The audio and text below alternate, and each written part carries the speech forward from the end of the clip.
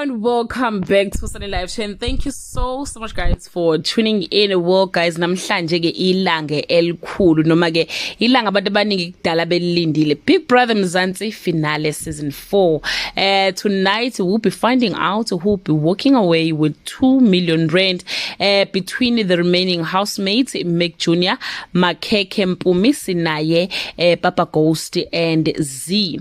They entered Big Brother's house 23 on the 21st of January 2024, which makes 2 months and a week bevalelwe ke endlini ka Big Brother, playing ama games, abanye bewina, abanye kungahambi ke kahle. Bekubhlungu guys when others were evicted and some disqualified, especially kuma supporters abo. Abantu baningi ke trusted guys ukuthi ke uYolanda uyena bekufanele ke awine le season, but ke ngebhadi uYolanda was disqualified just like uBravo ngenxa ye-comment yakhe abathi ke yayinenhlese nje ye-gender based violence noma ke yayinenhlese yezinto ezikhuluma ngocansi, although ke yena ethi wengaqondile lokho kodwa nje yeah guys yona ke into yamenza waba ke disqualified.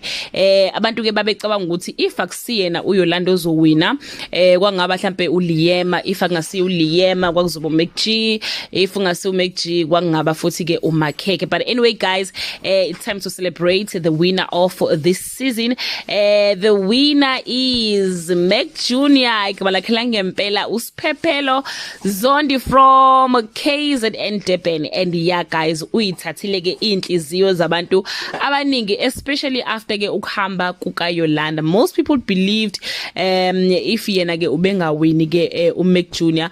uTsepotau known as uKekelezi uMakeke from Gauteng Katlehong uyena ke obezothatha ke le season noma ke obezowina le season esikiyona ke ye Big Brother Mzansi.